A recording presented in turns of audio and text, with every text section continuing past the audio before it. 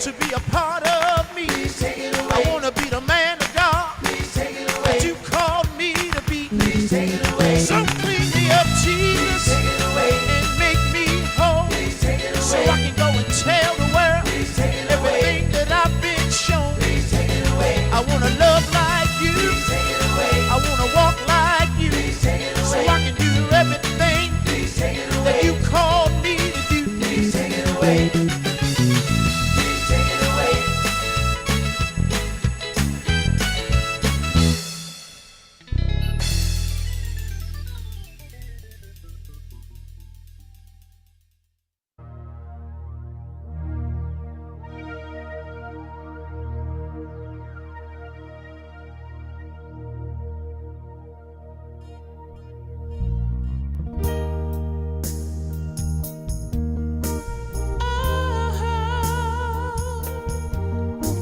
My Lord, no matter what may come my way, God is in charge.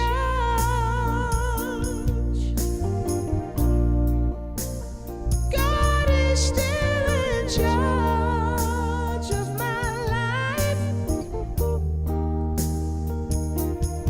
He's in charge.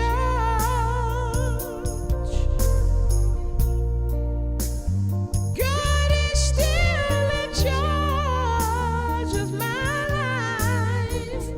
Oh, Lord, He's in charge.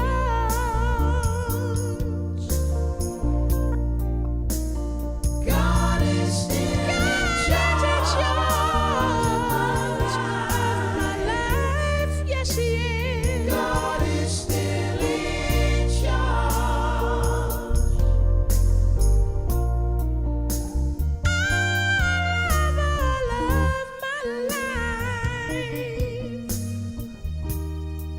I've been taught to reverence God. But there was a time in my life that my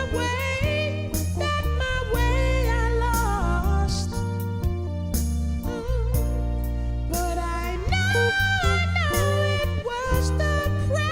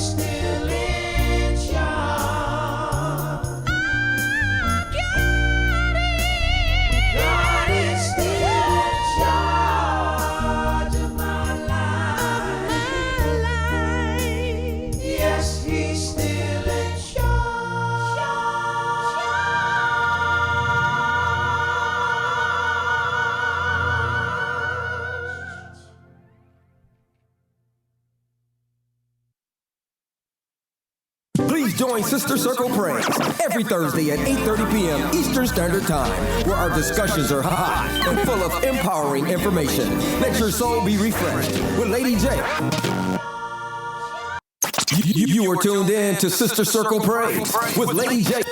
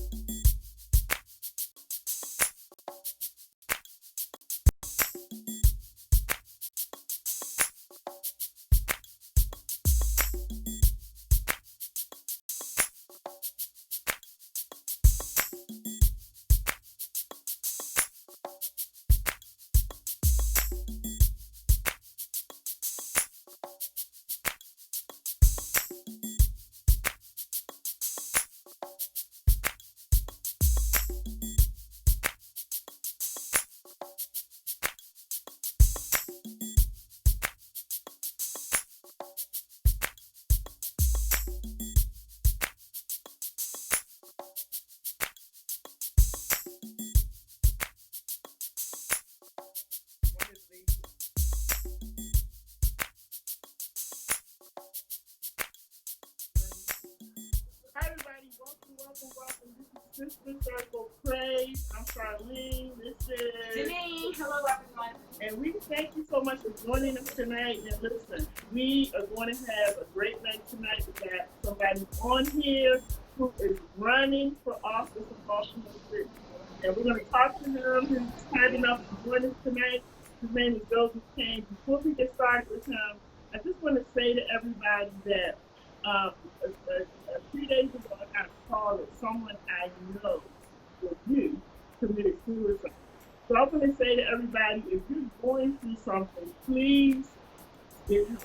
Please talk to somebody. Please seek help. Please don't let suicide be the last you do it because even though you think it might be the best thing for you to do at that moment, you're leaving a lot of people behind who are hurting. So if you need help, if you need to talk to someone and you don't feel comfortable with people around you, you can always inbox me, you can inbox me. We'll make sure that you get the help that you need. But please do not let that be your last resort. I just wanted to put that PSA out there because this is around the time when people start committing suicide because of holidays and stuff like that.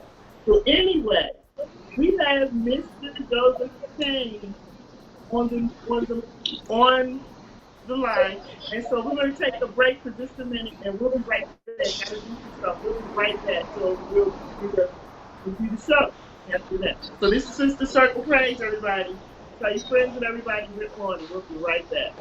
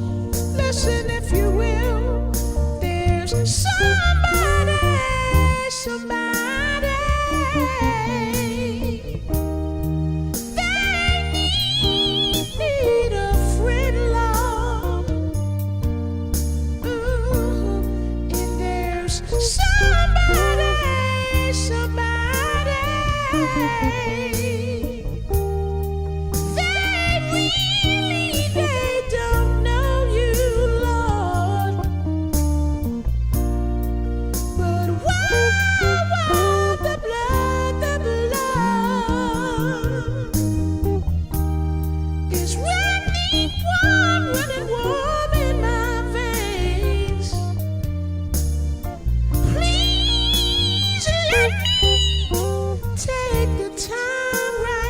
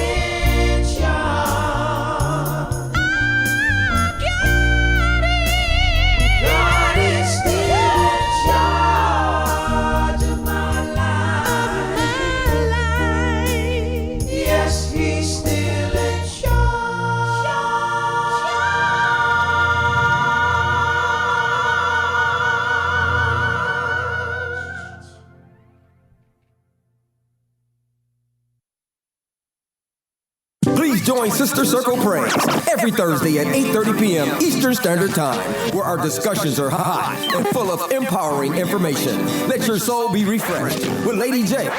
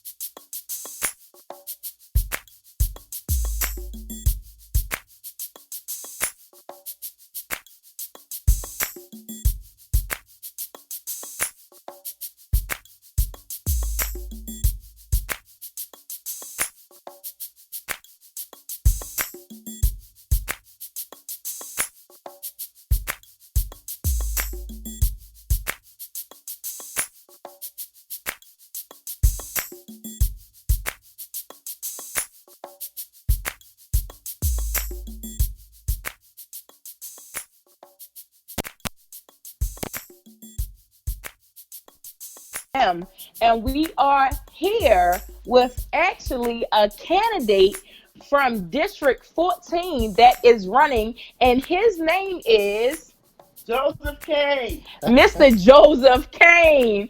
Yes. So, Joseph, can you Hey, hear I'm us? here. Yeah, I'm here. Okay, Can you hear good. me? Okay, yep, we can hear you really good. We can Great. see you. So we're going to get started. I'm sorry, y'all. I'm out of breath. I just ran up the steps. Woo, gotta go to the gym. Y'all so All funny. right. So everybody, welcome to Sister Circle Praise once again. Now in Baltimore, for those of you who don't live in the Baltimore City area, we have some candidates, as I'm sure that you do as well, who are running for office. And so I've decided to spend time getting the candidates to come on to Sister Circle Praise, which will give you an opportunity to ask questions, give some comments, some feedback, let them know you're supporting them. So Joseph Kane is one of the candidates. Remember a few weeks ago we had Odette Ramos. She was on with us. Odette and Joseph are actually running for the same district seat, District 14. So we heard from Odette. Tonight we're going to hear from Joseph. I just want to tell you that I've been knowing him for a long time. His mom and I are really, really good friends. And he is a family guy, a man of God, and he is about his business. So when I tell you that people in Baltimore know him, they know him. So I really wanted to get him on and just let him talk to us and tell us what he's doing. Now, this sister right here with the 5 children, she has a lot of questions. now she's telling her. I'm about to send my kids over there. All right, we're going to have to switch out on date night, sorry. Hey, come on. We're Yeah, going to we gotta switch out swap on out. date night. Well, at least I got a 16-year-old, he old There you enough to go. watch the There you whole go. crew. Right. We got him. We got him. Yeah.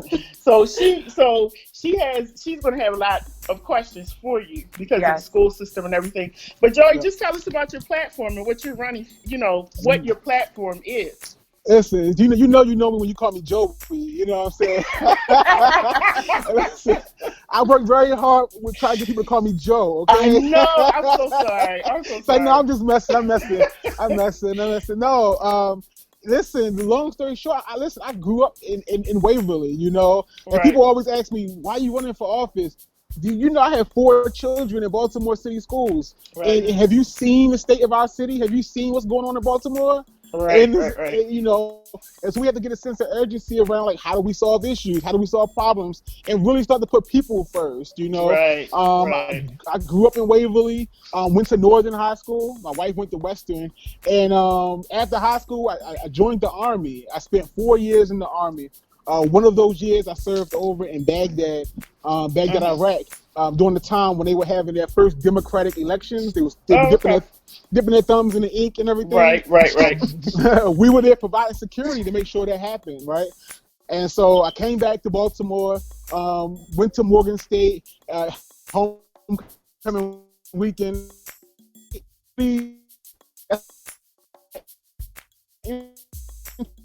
I mean, like, Okay. I came back from the Army thinking I was going to be some big time oil executive working.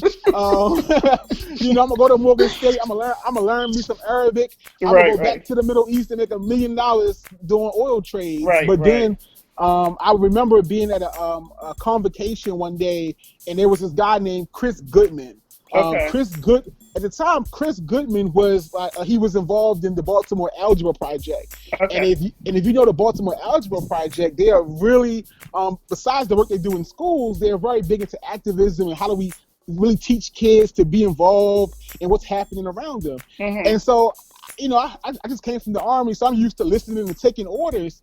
And then I see this young brother get up, and challenge everybody on the stage. Like, wow. he was giving it to him. And so I'm like, who is this brother over here? Right. And so, long story short, I'm gonna make it short, but they were having a protest the next day down at Camden Yards. They were really they were fighting.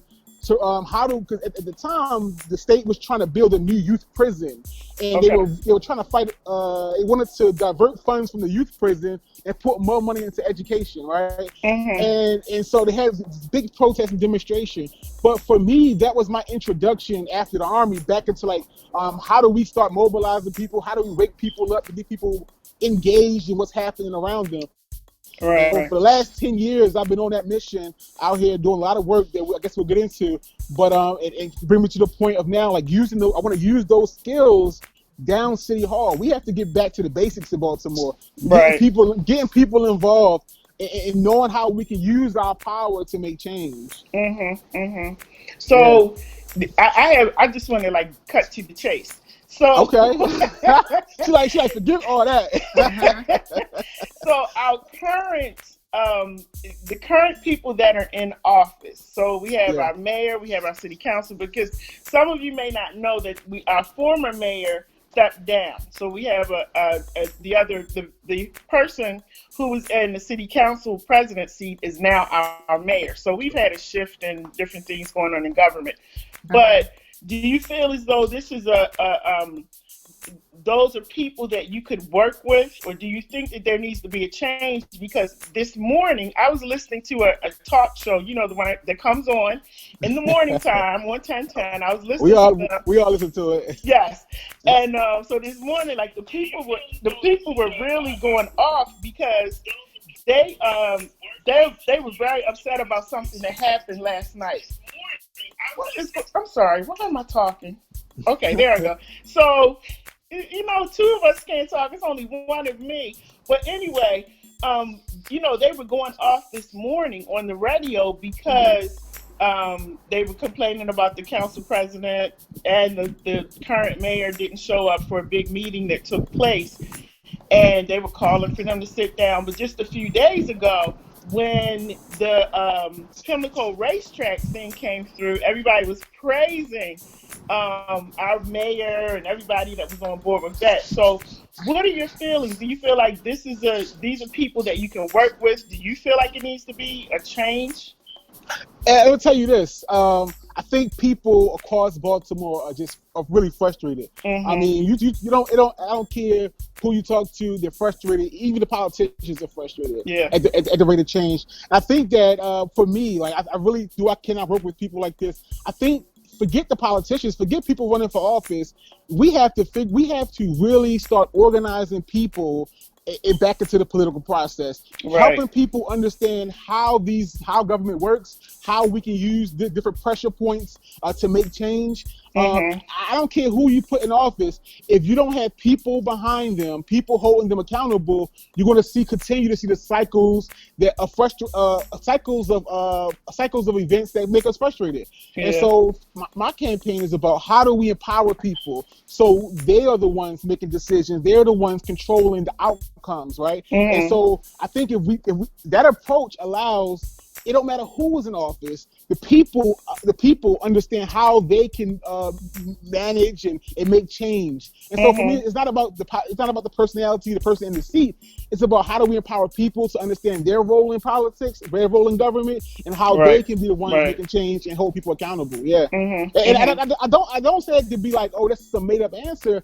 I really think that if you look back over the years of like our engagement and like political engagement in Baltimore City, you've seen a steady decrease of voter turnout. You've seen a steady decrease of people just knowing what's going on. You ask anybody right now, you could ask the person who's their city council person. It's not that no fault of their own. It's just that we, as politicians, we haven't inspired people. We haven't given people something to be excited about, right? And so we have to change that dynamic. And I want to use that city council seat to organize our communities back into the political process. So at the end of 4 or 8 years, you can replace me and put somebody. It don't matter who you put there. The people are the ones who know they have the power. And so I think the biggest issue in our city right now is the crime that's going on, because it's just like, it's crazy. Everybody stopped fighting and they got guns. Everybody got a gun. Everybody's shooting. So, you know, how do you think you can combat the crime or come up with some initiative? I think everybody is talking about it, but nobody has quite figured out how do we combat this crime thing. What do we need to do? I'm gonna tell you this. You know, we look at the crime, the situation we face with crime in Baltimore is a symptom of something deeper, right? We have to ask ourselves: people aren't born killers, right? People. There's a young man that went to the church I grew up in who recently was convicted of murder. He confessed to murder and got 40 years to life. He just turned 18. This is a young man that I've known since he was born. So I know he wasn't born a criminal, right? This didn't happen at birth. So we have to ask ourselves, how do individuals, or what have we done as a culture, as a society that has created and nurtured an environment that is birthing criminals, or not criminals per se, but that are birthing these violent acts, right? That is nurturing people to make desperate decisions, or so we have to ask ourselves, how do we get here?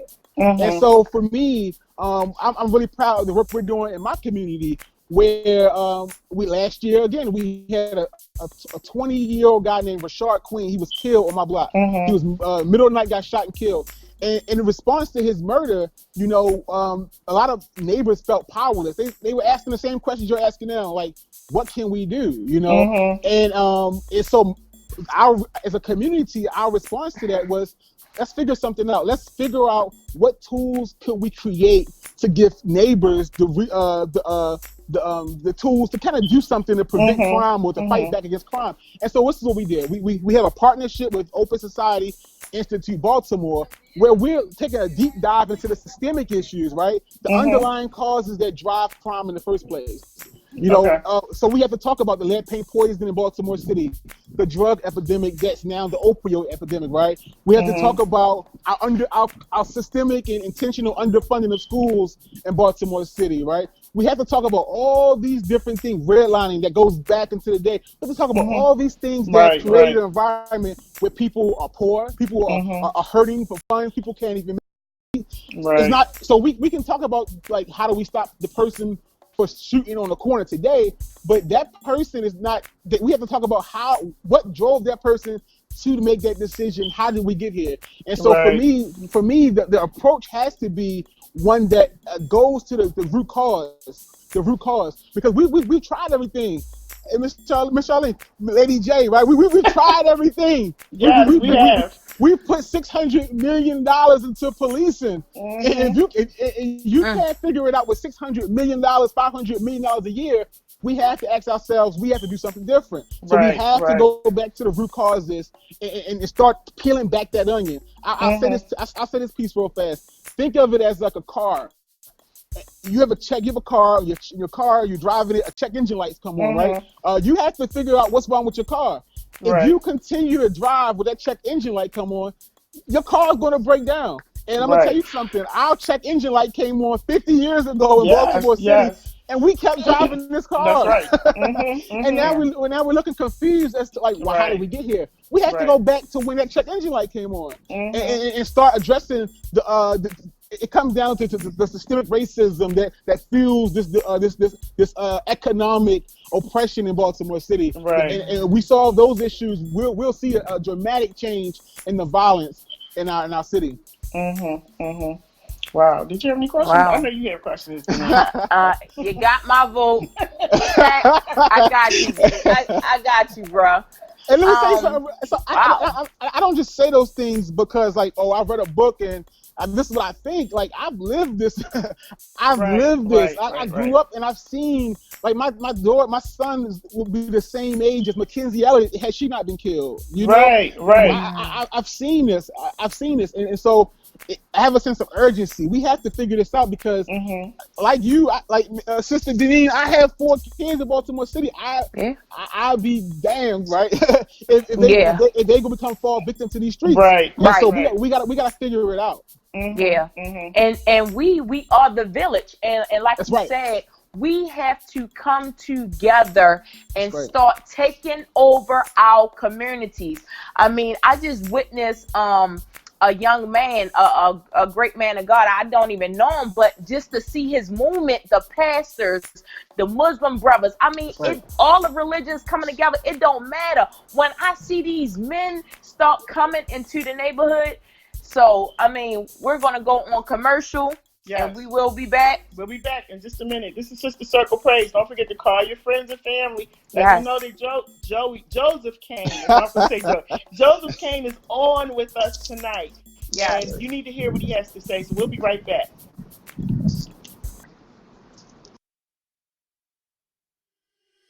If you're in the building and you're winning, stand up. Wherever you are, if you're winning, hands up. If you're in the building and you're winning, stand up.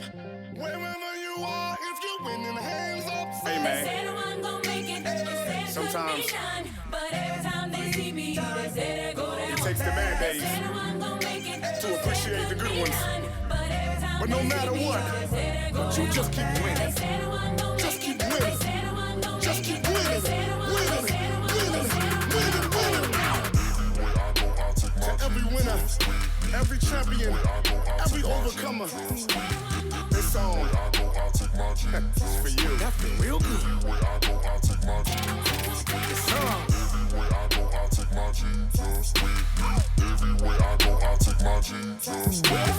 Everywhere I go, I take my Jesus. I take my I got that B-I-C-T-O-O.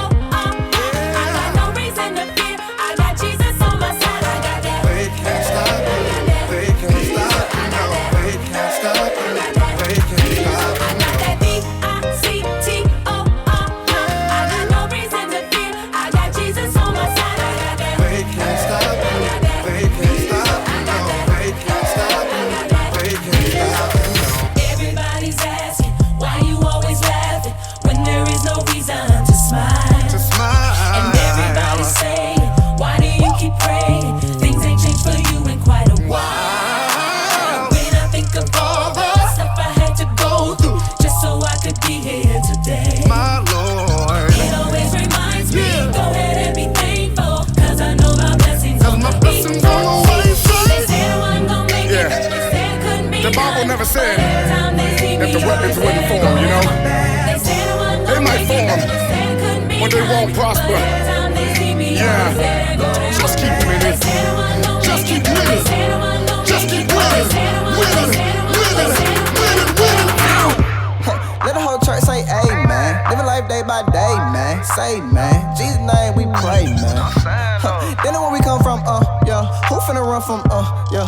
Who finna run from Satan? Not me, and don't you neither. I know the pain reliever. Still with the findest keepers. And we gon' blow your speakers. Hey, never gon' get amnesia. We ain't gon' turn no breather. Gotta say thank you, Jesus. Cause I know I got that B-I-C-T-O-O. I got no reason to fear. I got Jesus on my side. I got that. They can't stop me. They can't stop me. No, they can't stop me. They can't stop me. I got that B-I-C-T-O-O. I got no reason to fear. I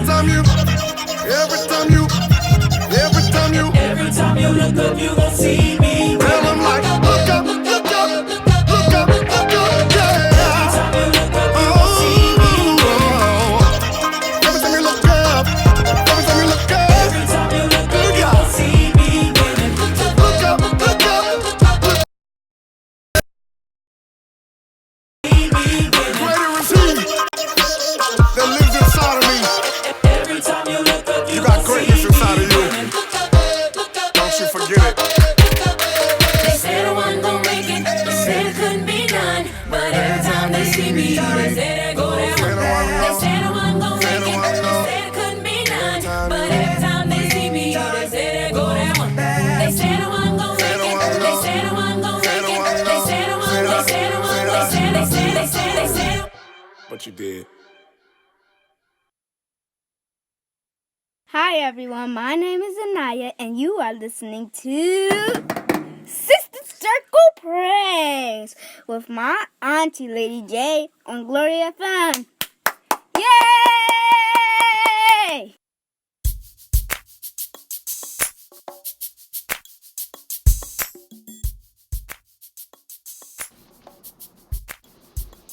Hey everybody, welcome back to Sister Circle Praise. I'm Lady J, this is Deneen, and we're talking to Mr. Joseph Kane, who is running for a city council seat in the 14th district here in Baltimore City. We have had some really great conversations thus far, and I think the great thing about Joseph, Deneen, is that he actually grew up in the community. Right, in the community. Yes, so I'm feeling him. It makes a big difference. Because I'm going, oops, I can't even say who I can vote for. Can I? Look, now I can get real funny tonight. But I really like this guy. He grew up in our community, you know, so of course he understands. He has children, he has a wife. So that makes me happy because he has seen a lot of things that needs to be changed in our community. Now, one thing that I was saying is, before commercial, if we can come together and come outside of our community and start the movement, it'll be so powerful. I mean, not one person, but many men and women doing this power move. That's going to change it. A big concern for me is our children and our education. You know, a lot of people, I don't even think they have enough money to pay the teachers. Hello. I'm not worrying about the air conditioner. We can open some windows. We can make some things happen. You know, even if we have to start buying air conditioners to put in the schools, you know, everybody get together collectively and start doing that. But my main concern is our children education. Like you said, there's a lot of children 16, 18 years old, and they are being convicted as adults. That's right. There is a problem. That's right. Even the racism, I'm starting to see that our children, for instance, the young boys that ran the officer over and killed her. These babies have life sentences. Right. That, you know, we're looking at what could we do besides put them away in bondage like that, but then for years, and then we have another situation that just occurred, you know, and I'm like this. I love what the brother did to show the love of Christ, and I love what the judge did to show the love of Christ. The compassion towards this lady, but when you look at, she could have shot him anywhere else besides shooting to kill him, to actually take his life. And then the witness, the neighbor, this is an inside job. I'm going to talk about this. And this inside job, he did not want to be a witness, but he did. Because he wanted some kind of he wanted justice. He wanted justice for his neighbor. Understand? Right.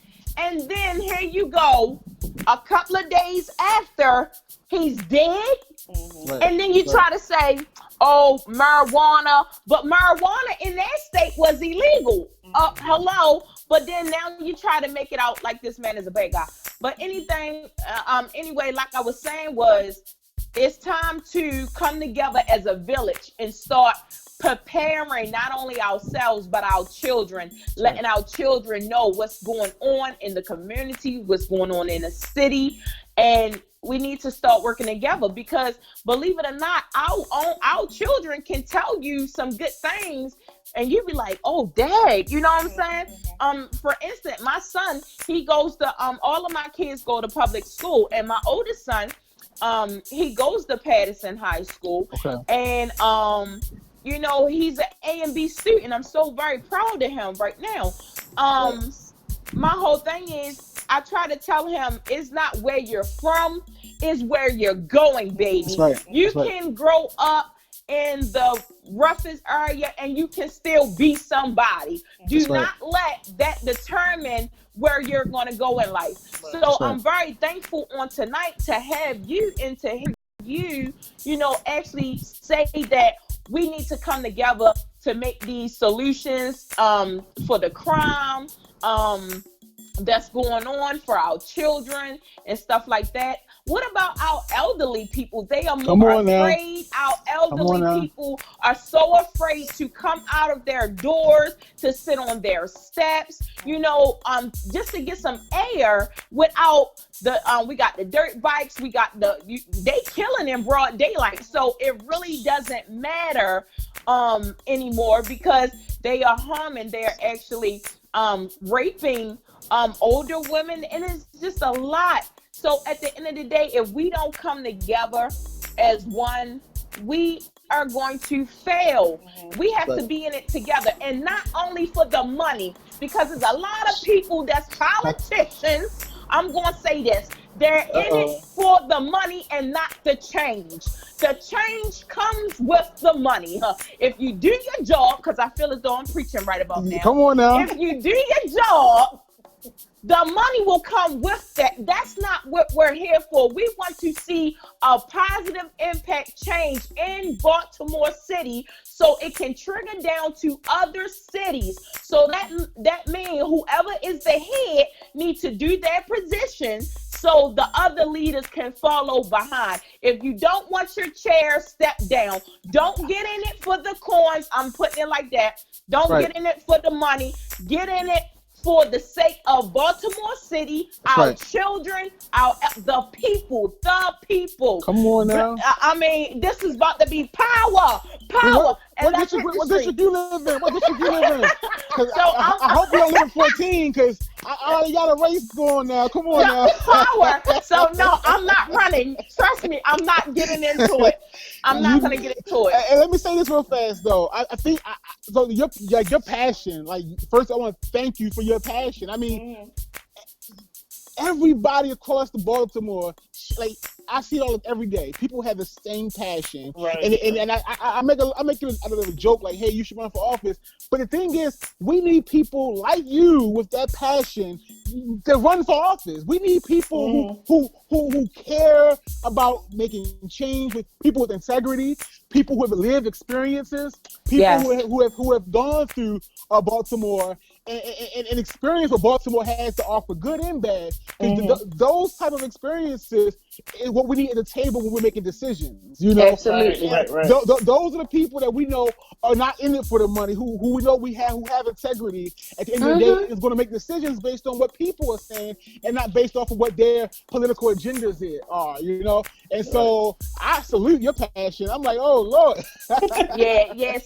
Sometimes, bro, they just take the title overboard. And like I said, my passion is for children. It starts at our seeds. You understand what I'm saying? So I work with children and mothers that need child care vouchers, for instance. You understand what I'm saying? So depending on how much they make, it depends on how much I get paid, how much the state gonna pay me.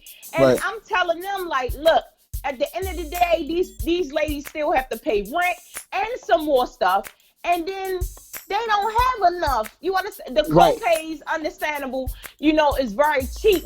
But we are not getting what we need for our children. We don't have books in some of our public schools. We don't have the Webster Dictionary. They're not even teaching our children anymore how to write in cursive anymore.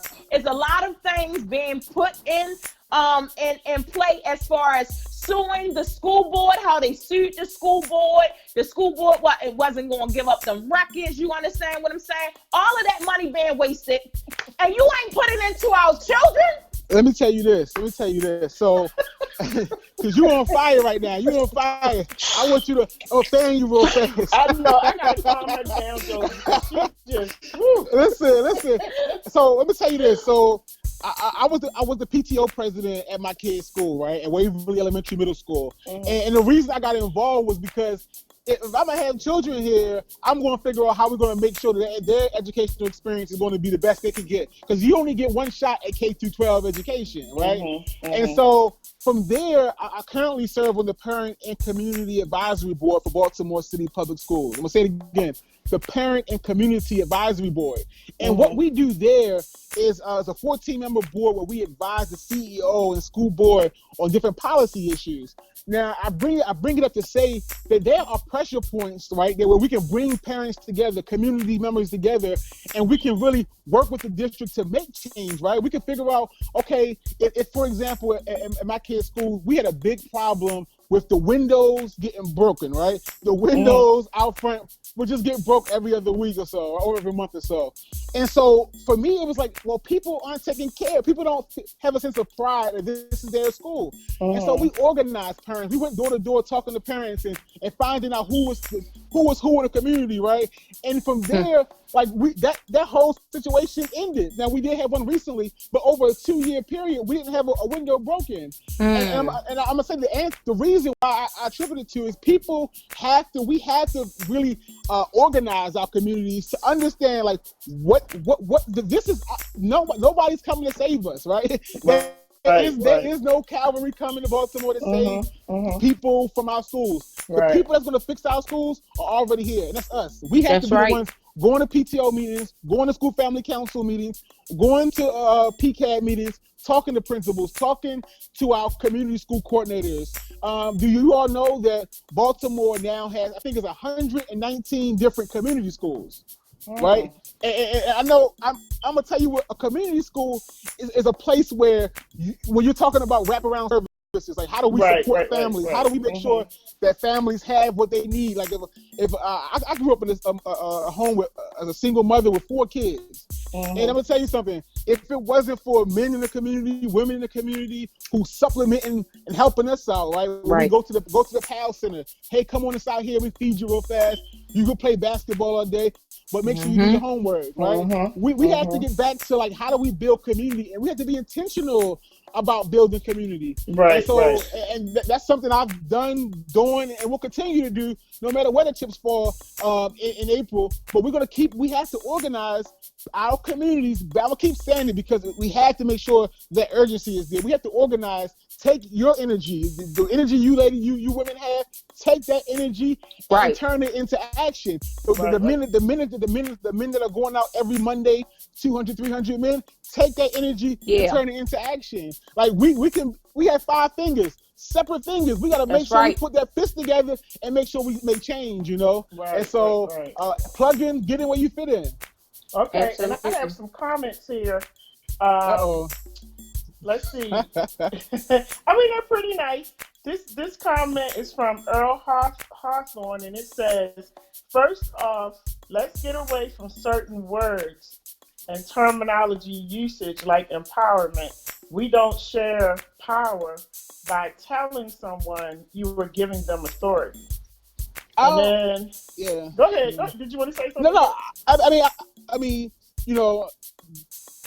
that's a great opinion. You know, I think for me, the word empowerment, I think we assume that people know.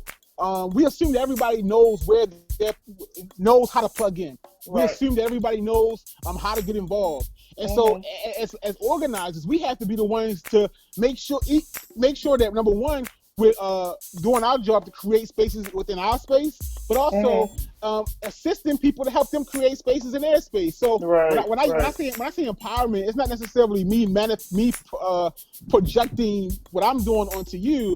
It's more so me making sure there's a space or helping you clear a space so your voice can be lifted. You know, so it's not about me projecting, but more so how can we make sure that you are the one able to create a clear space for yourself. And then the other comment is we need to start understanding that we as individuals have great ideas that may work for all.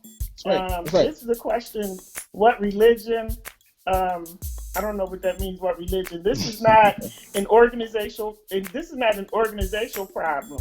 There's things that are happening in every community across the country and state. I think you know what, pretty much, bro. I think a lot of people need to get out of their feelings, because as we gonna say this again, you understand what I'm saying? If we can have a communication level, if we all was to communicate on one accord, it'd be so much better Yeah. when these things are done in decency and in order. But if we keep going back and forth with one another, things are not going to get accomplished like that. Okay, now listen to this comment. This comment is, we need only self and community confirmation and collective involvement. How do we? Yeah. This is a long one. Sorry. Oh, go ahead. He said, no, it's not just how do we do this or that. Rather, who will be the first to think, then the first to take action? The actions of correctness. What are we sitting around thinking so hard about? It's time to step up and not be afraid of being wrong about an action we take. Let others tell you that you were wrong about a thing, and then go back to your thinking bag real quick. Let's be great thinkers and fast action takers. At the end of the day, that's it. We have to get a sense of urgency to solving problems. We can't wait for people to come. I mean, I think that when we think about like the work we're doing around organizing parents across PTOs in Baltimore City, right? How do we empower parents, let them know that you have a voice down North Avenue? You have a part of the decision making process. We have to be the ones to make sure we're lifting our voices up, because nobody's going to speak up for us. We have to speak up for ourselves. That's right. And we have to make sure that one of my passions is making sure people know the power of their voice. Yes. We have to. Last year, we saw a lot of controversial issues come before, like the government. They wanted to do different things, right? And no matter where you stood on the issue, the goal was to make sure people knew that they had an opportunity to chime in. Right. You don't have to just take what politicians give to you. You have to be the ones telling politicians what they should be doing, right? Right. So we have to make sure people feel empowered and know that they have an opportunity to have their voices lifted. All right. Well, we're going to take a break. We will be back in just a few minutes. I still have some more comments to read. We got quite a few comments, so we'll come back. I will definitely read your comments to Joseph Kane. And anybody else who has a comment or a question that you'd like to put on, go ahead and put it on, and I'll make sure I read it out to them. So this is Sister Circle Praise, and we will be back in just a few minutes. Don't go anywhere. We'll be right back. This song's dedicated To everyone. everyone who made it. Yeah. Through any test or trial, Hopeless situation. hopeless situation. Now you have a story. The angels can't sing. Angels can't sing in glory. You're redeemed. You're redeemed from the hand of the enemy. Yeah. Here we go. Whether it's in the courtroom, fighting in the boardroom, trying to feed your family, or kicked out underneath you. God's able. God is more than able. You can turn the table. Turn and tell. Turn and tell your neighbor, now it's time for you Yeah. to turn the favor. Can I get a witness? One more. Just need one more witness. And God still. Still working miracles. Open the door. Open the doors that were He's closed.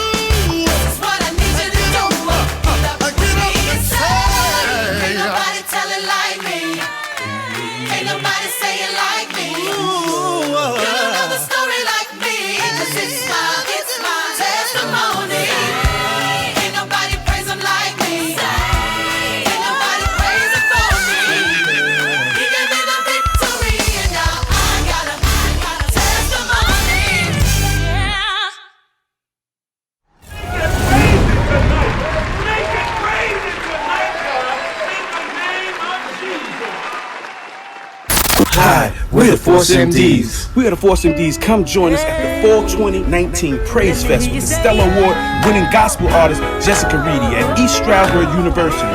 Artists Harold Peoples, Trent and Rosetta Gaddison, Apostle Isaiah, Veronica Evans, Carmen Brown, and comedian Perry King on Saturday, November 2nd, 2019 at 6 p.m. Get your tickets now at www.praise.fm. Let's go!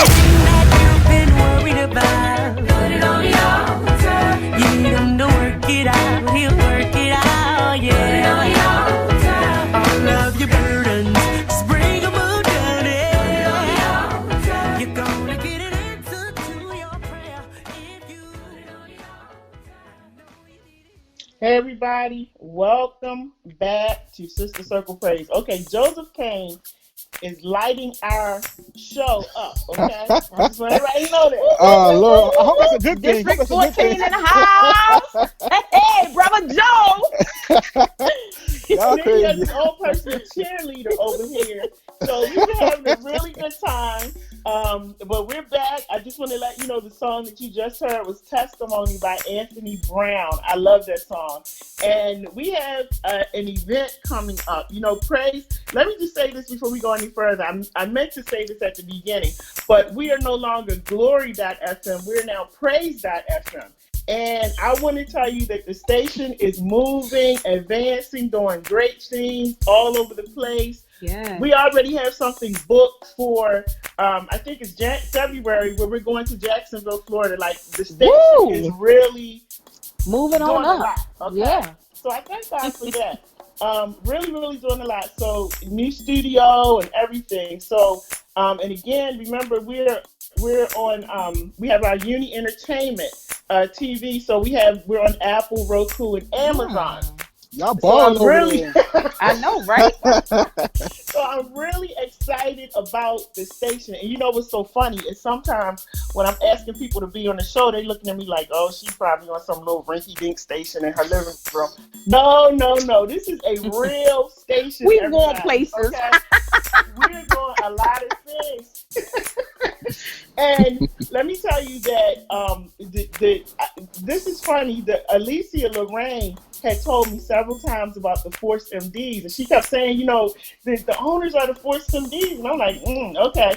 And it just never hit me until we were in Dallas, and she started playing. I think it was Dallas or Louisiana, and she was playing their songs. And I'm like, I know their songs. She's like, those are the Force MDs. I'm like, wow, the Force MDs. For real. So those are the people that are in this. You know, they own the station. So and now Alicia is part owner. Congratulations to her. Woo-woo. So, you know, this station Yes. it's not a little rinky-dink station, everybody. So when I ask you to be on, I want you to understand that I'm not just sitting right here in my living room, just, you know, having a conversation. This is going all over the place. Yes. I feel like I'm on CNN. I'm like, I know, right? I'm over here like, CNN, yo, this is more than a real. hey, This is more than a real. Welcome to our world. hey. So it's really, when I ask you to come on and be a part of the show, just understand that it's going all over. So I'm really just happy to be a part of this station. So I meant to say that earlier. I just want to put that out there. So whenever you see me post something, it's not Glory. You won't see glory.fm anymore. You'll see Praise, and it's PRAYZ .fm. That's what you see. Check if there's a new website.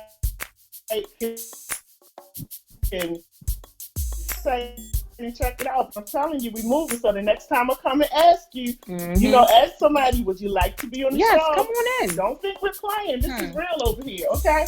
So we have an event that's coming up. This is what I like about them too. They love to travel. You know, I love to take a suitcase. Like Always. She always leaving me behind. I'm left behind somewhere. We're going to the Poconos. Glory.fm is going to join. Maybe you can come. Hey, listen, my sorry, bag is Praise. packed. I said Glory. Praise.fm. Okay. We're going to the Poconos, okay? We're going to be up there a little bit earlier, but on Saturday, November 2nd, you guys have to come. This is going to be an event you don't want to miss. We have gospel artists coming. Some of you may know Corinne Hawthorne. She's going to be there. It's going to be great. It's going to take place at East Stroudsburg University. So we're going to be up there. Hopefully you all will be able to join us. Just come out and have fun. It's going to be a really fun family day. And you'll get a chance to meet the people that are on Praise.fm. So come on out. Come on out. It's going to be fun. So let's get back to the good stuff because we want to make sure. I just want to read some of these questions because we have people sending in their questions. Wow.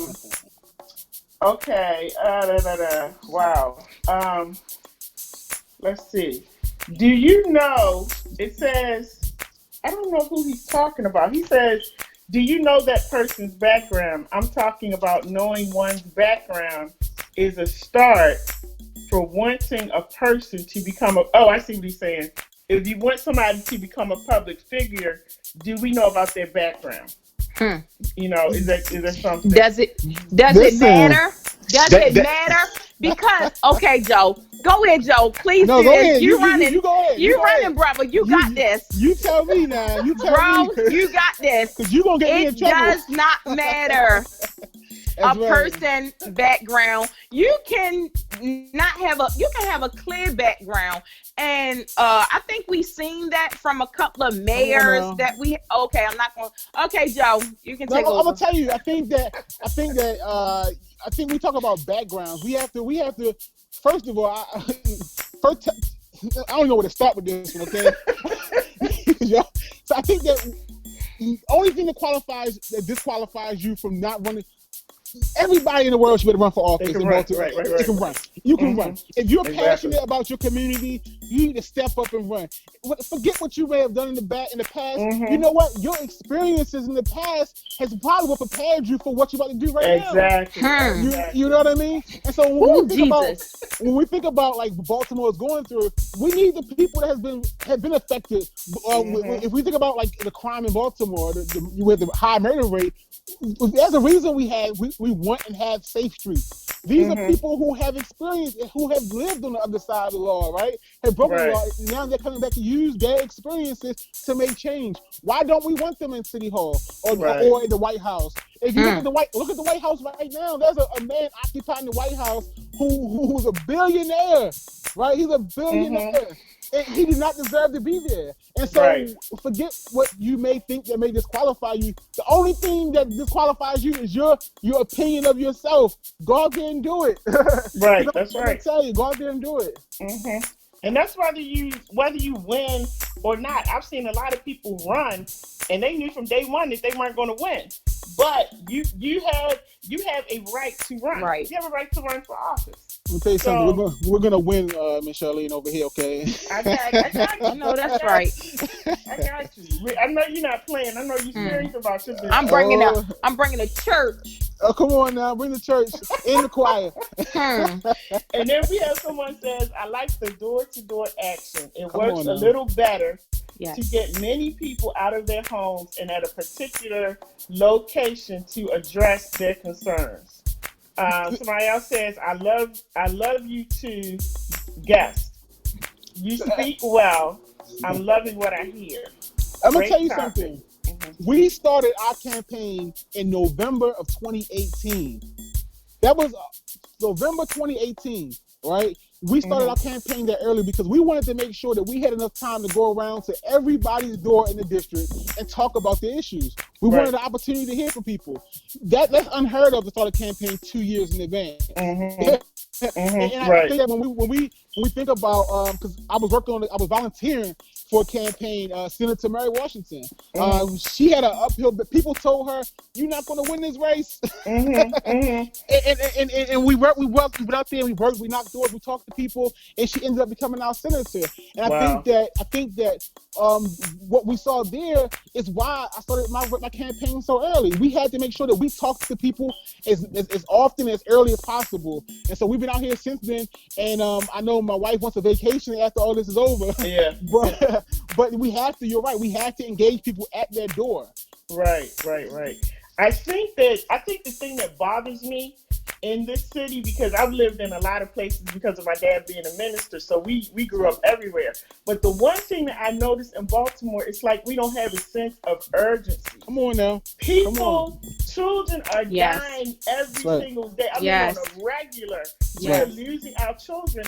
And I see people crying on the news. I see our politicians out there saying they're sorry, the police commissioner, all of that. Then it's like everybody shuts their doors, and we don't hear anything else. We hear nothing about it. Like it ain't even happened. Nothing. I think people are in survival mode. Think about it like this. They are. I tell people, as a black man walking around these streets, knowing that 90+% of murders in the city of black men, it's scary to walk around. I got 3 black boys we're raising. It's scary as a black man to walk around Baltimore City, knowing that you could be the next. You don't know who you could be the next victim. And then we saw in the Amber Geiger case you mentioned earlier, you could be sitting home eating ice cream and the other people coming for you. So, we have people are living in survival mode. And I think we have to. People don't have the time to think about how do I make this type of change? How do I do this? What we have to do is we have to start. We have to. As politicians or people aspiring politicians, we have to use our organizing ability, the ones who have it, right? Organizing ability to organize people around issues, around victories, so we can see if this thing works. Why would I go out here and get involved if I know that there's a cycle of corruption in Baltimore City? And so I need to make sure I stay alive. Forget trying to fight for heat and AC. I'm trying to stay alive. So we have to change that conversation, that narrative about organizing people around victories. We have to start doing things that make change right now in our communities. Right. And I remember someone asking me this question. He said, "Are you going to have a voice, or are you not going to have a voice?" And I told him I choose to have a voice, whether someone like it or not, because you might get offended if I say, "Oh, well, I seen this." You understand what I'm saying? Right. Not knowing the consequences behind it, whether my life is going to be taken. But my whole thing is, it is a whole different subject with that. But I know where my life is at. You understand? And I feel as though, as people, if you know that your life is with Christ, I'm just gonna get it right there. You know what I'm saying? It's with Jesus. I'm not gonna be afraid, because I know my God is able. I know that it might form against me, but it shall not prosper. You understand? And even if it might form against me, he is the judger. You understand what I'm saying? But at the end of the day, people need to have a voice and start coming out. It will save so many of our kids. Our babies are getting hooked up in the wrong crowd, and our babies they are making an example out of.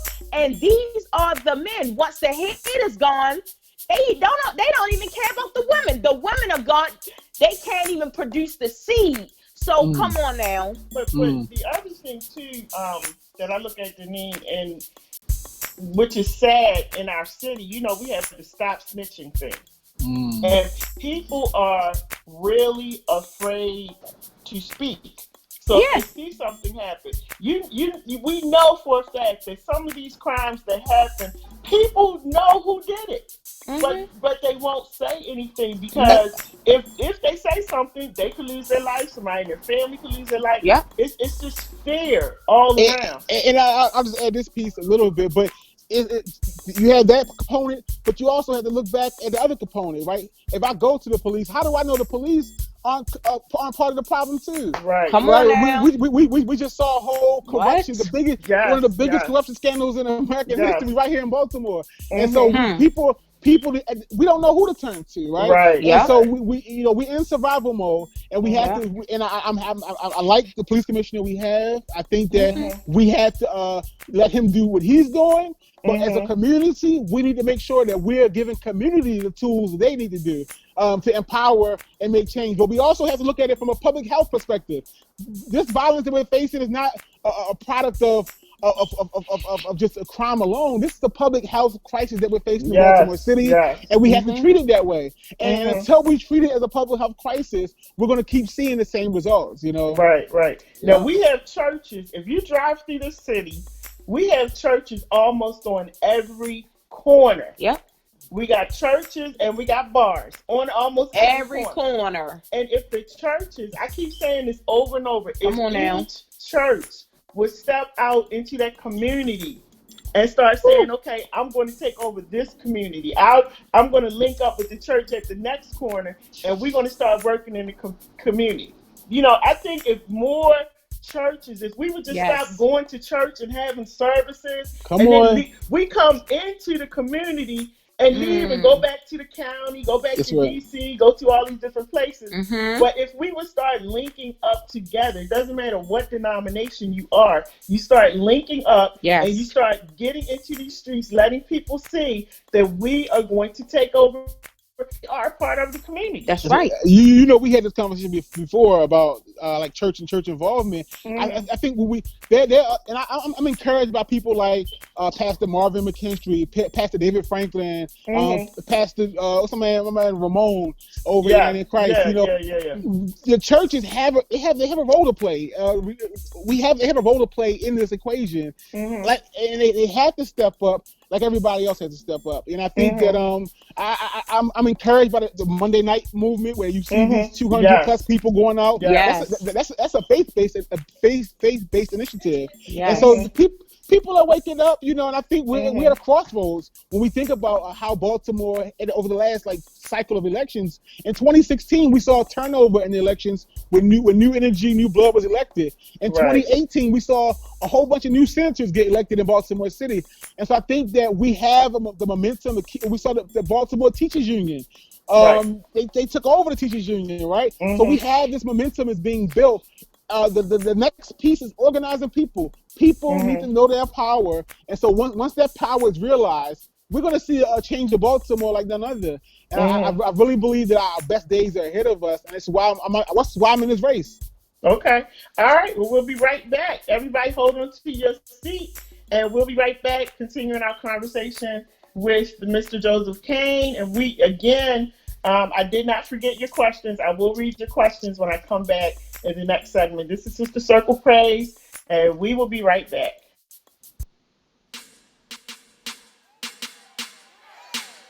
Back up where you had it.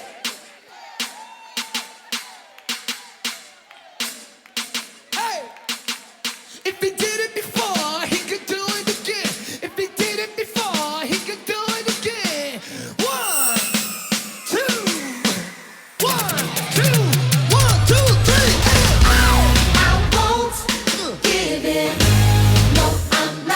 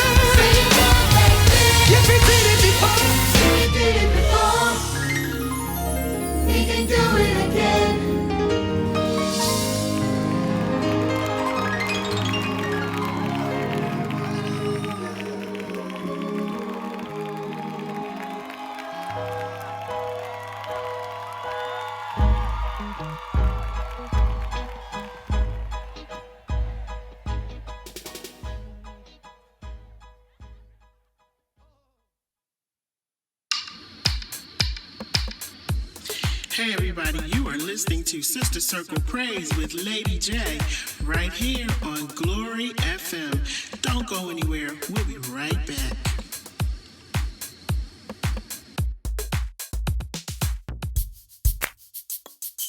Hey everybody, this is our last segment of Sister Circle Praise. Thank you so much for hanging out with us. It's been a wonderful show. I'm going to get to your questions. I just want to let you know the song that you heard is If He Did It Before, He Can Do It Again. If you notice the songs that we've been playing tonight, I wanted those songs because it's talking about power. And yes. I know that Joseph is a Christian, and I know what he stands for. So I was just playing those songs just so everybody can understand. And this one says, if he did it before, he can do it again. And we talked about testimony. The other song was about victory. So rah for Joey. And we're gonna keep praying for him as he's running. And then you heard my little niece and nephew who did the little drop for me, Michaela and Amir. I always have to mention their name.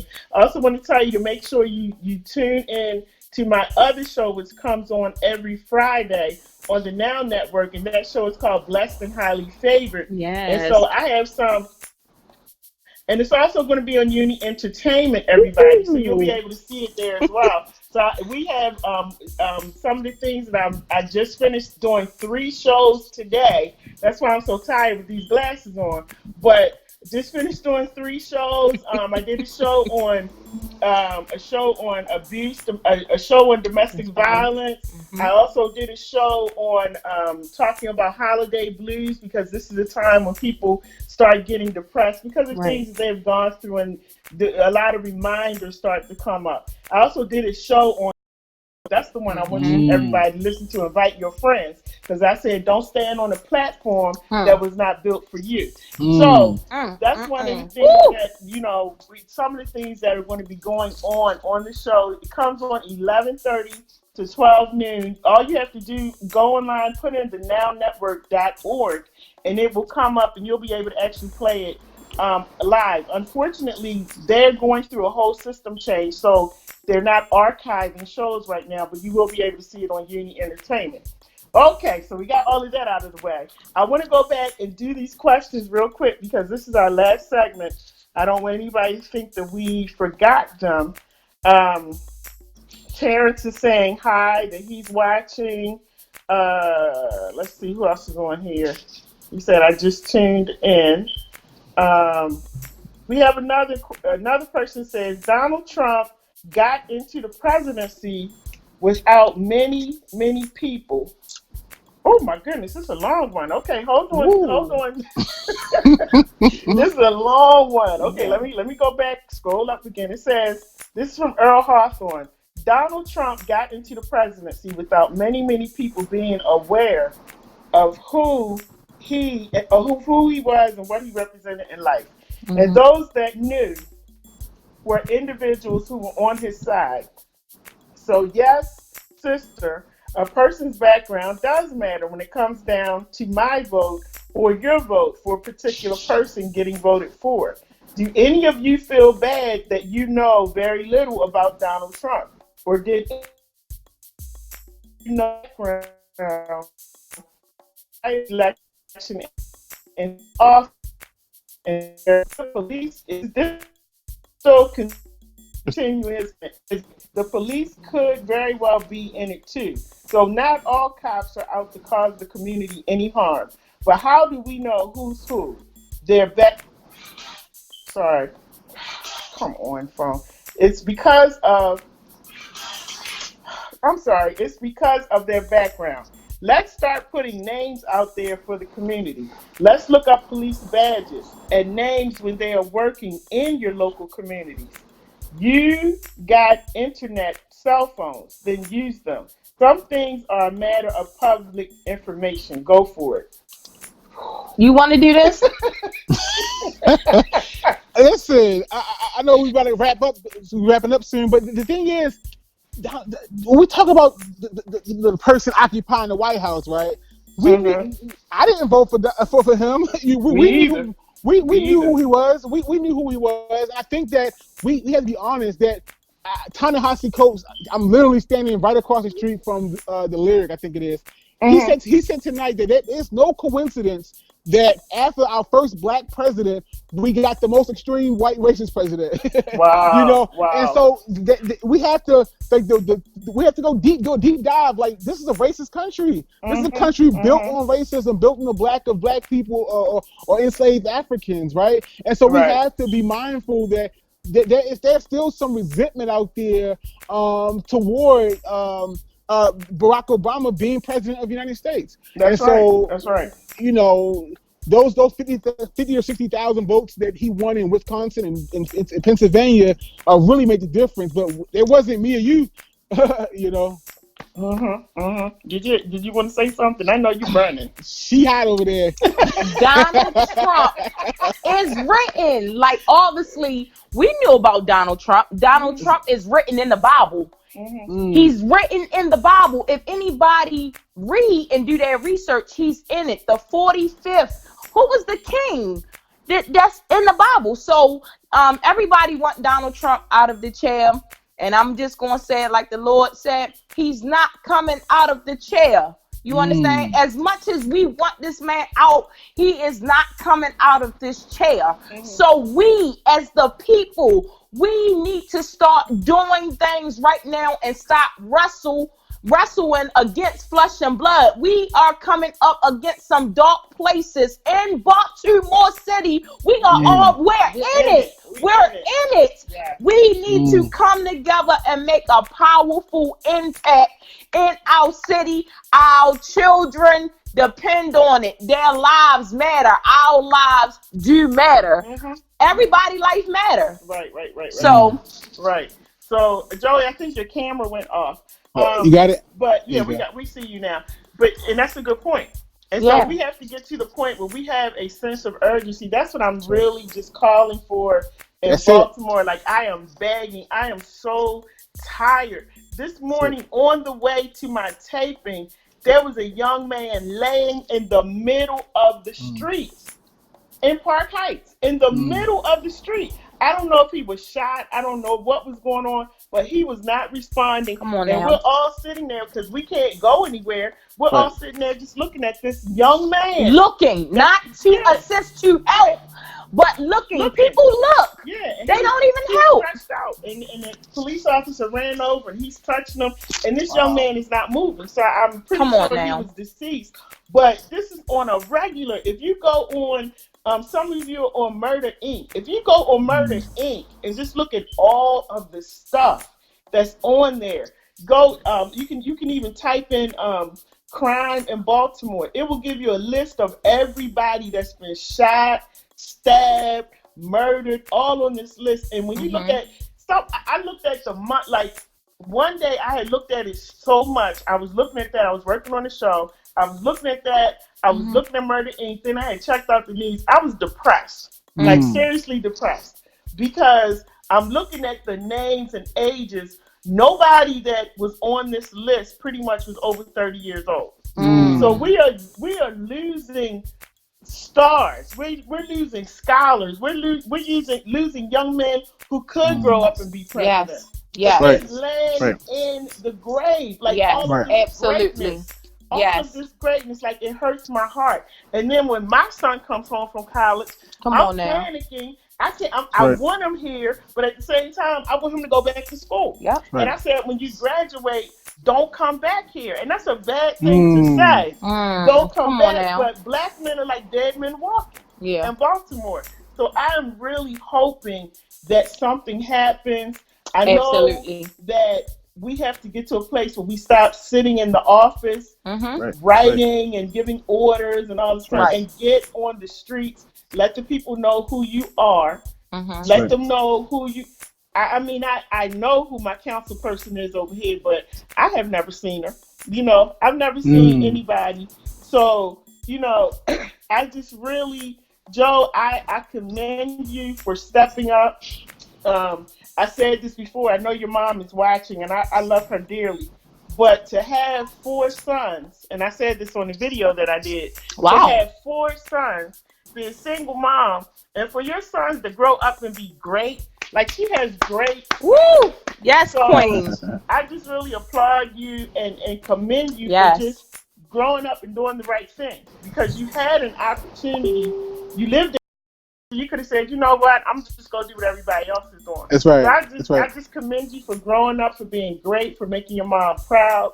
And I know that she's watching. So, Eleanor, I commend you.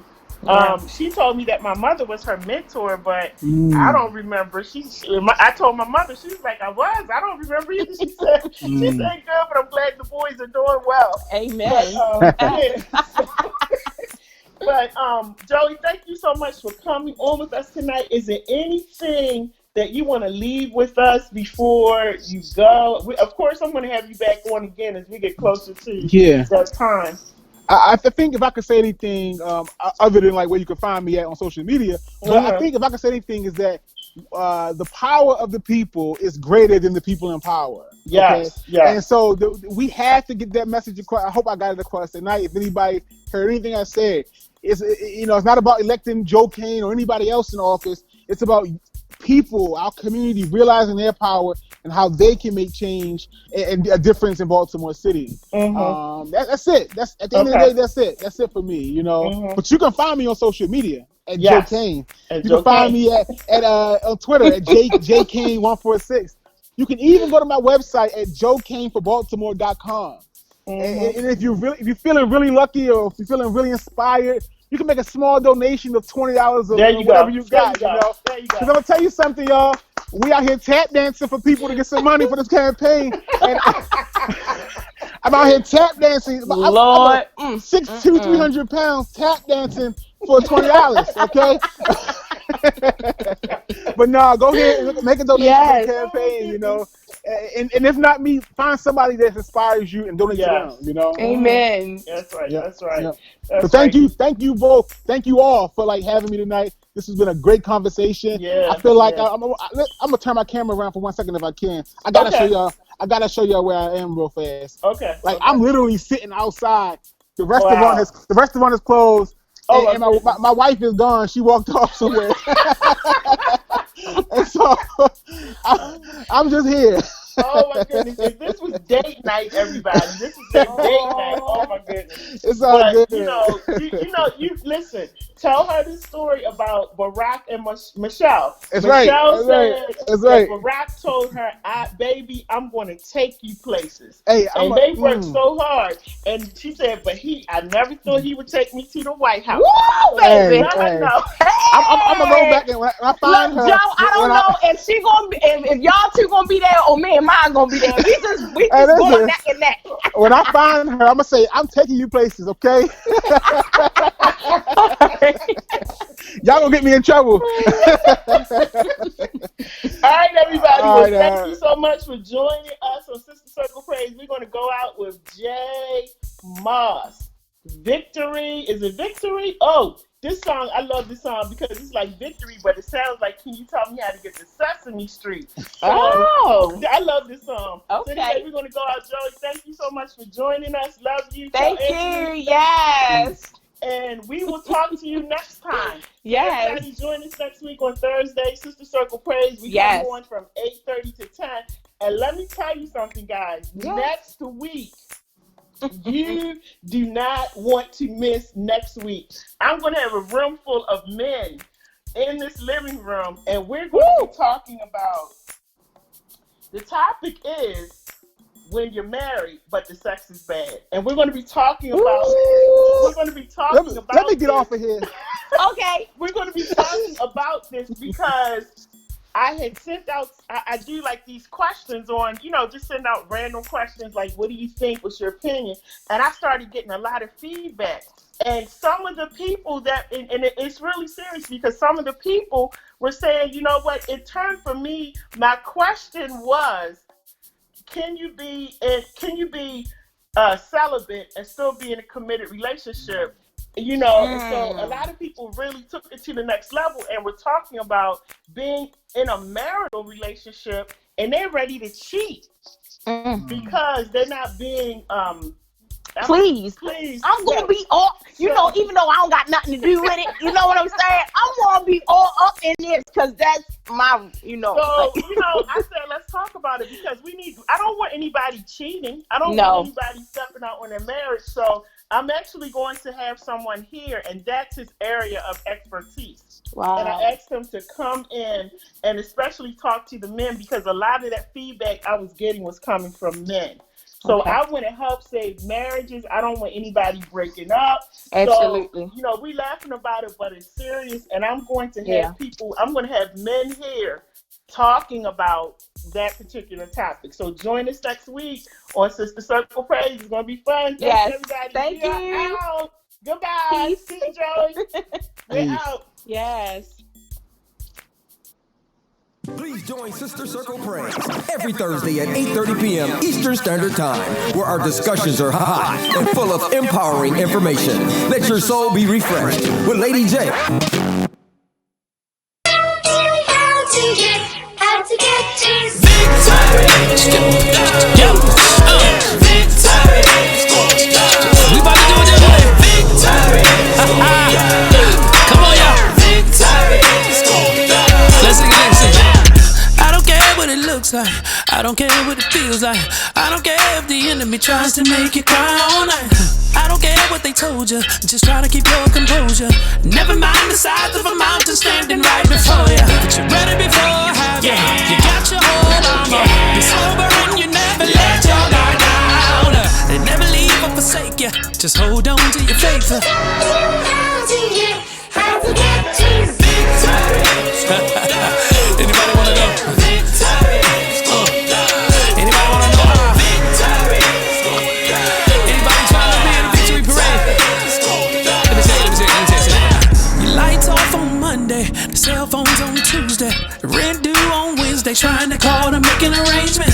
Daycare got late fees, cause deadbeats made babies. Never mind the sign on the door that says eviction pending. But you're ready before having you got your hold on. Be sober and you never let your guard down. But hold on to the master.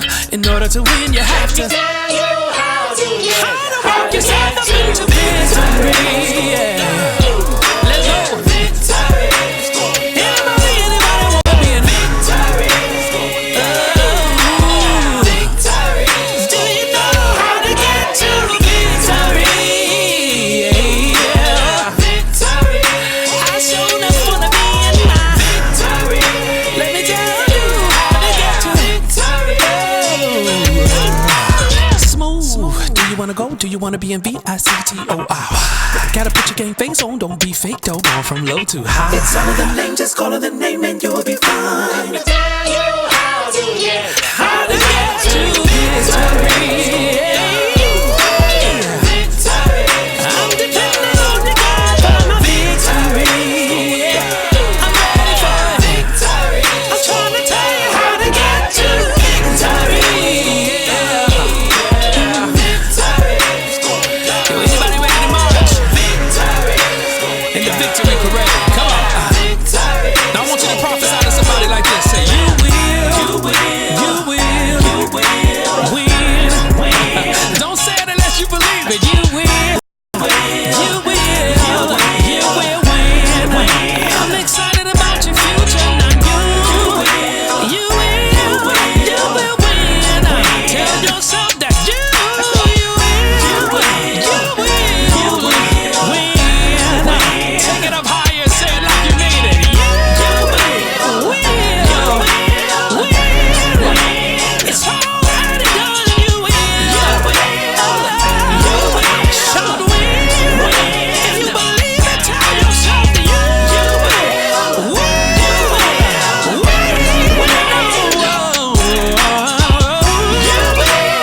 Undeniably, undisputed winner.